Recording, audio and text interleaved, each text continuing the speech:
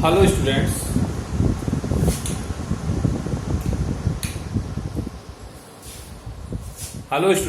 पिछले जो वीडियो में मानव भूगोल के संदर्भ में बात की थी।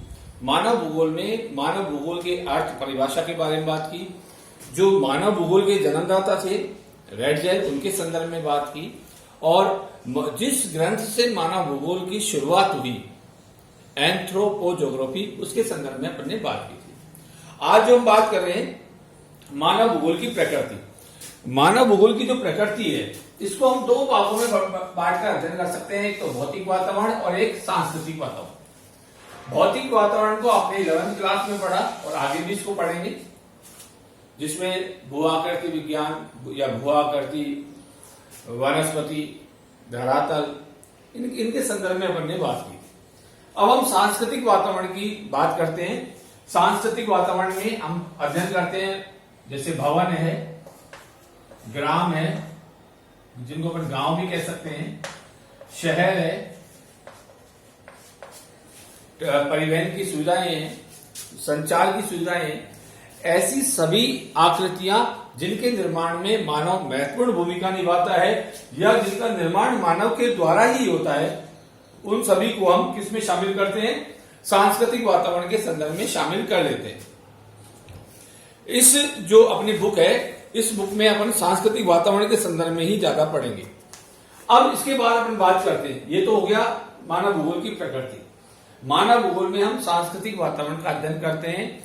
और अध्ययन क्या है? सांस्कृतिक वातावरण का प्राकृतिक वातावरण के साथ जो अंतः क्रिया है उसका अध्ययन मानव भूगोल है। ठीक है। अब हम दूसरी बात करते हैं, मानव का प्राकृतिकरण। देखिए, ये एक विचारधारा थी।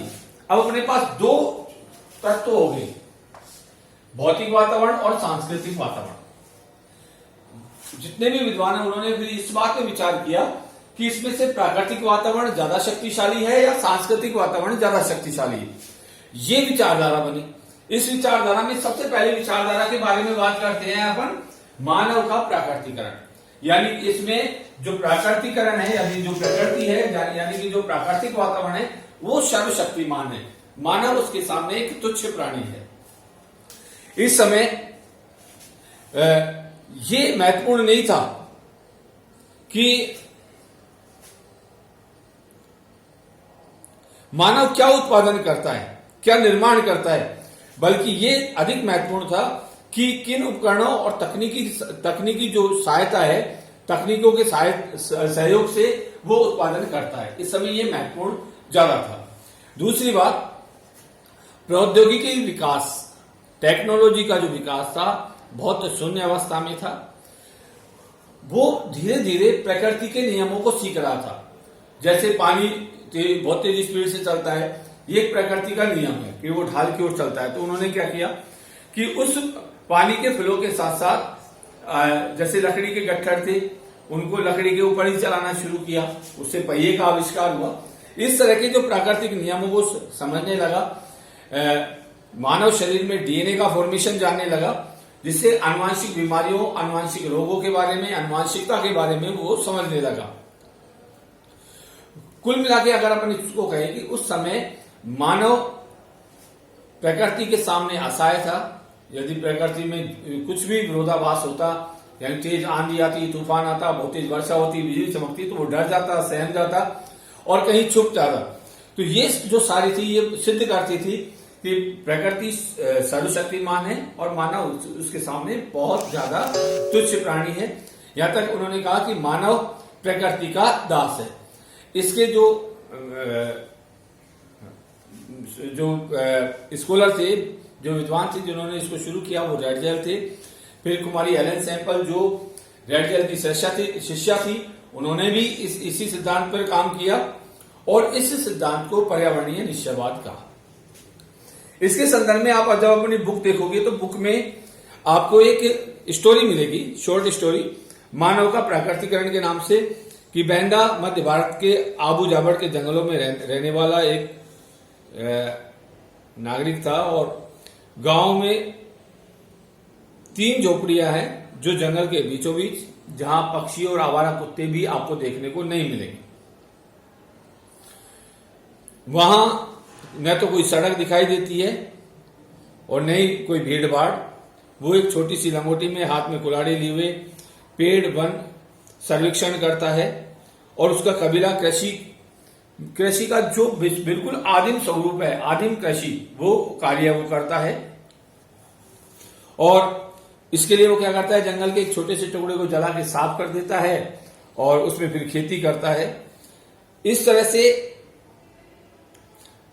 प्रकृति की सौंदर्यता को देखते हुए वो ये मानता है कि जो प्रकृति की सौंदर्य है वो ब्रह्मांड की सबसे सौंदर्य और गौरवशाली चीज है। विसर्गों में गांव में पानी, जैसे जो पानी झरने में से बहता है उसे अपने हाथों में उठाकर पीने के लिए झुकता है, देवी की आराधना करता है, देवी को शुभाशीष देता है। और यदि कोई समस्या होती है तो वो उन्हीं पेड़ों के बीच में जाके छिप जाता है। ये क्या है कि यानी कि जो बैंदा का पूरा जो जीवन है वो सारा का सारा प्रकृति के साथ जुड़ा हुआ है और इसे ही मानव का प्राकृतिकरण कहा है।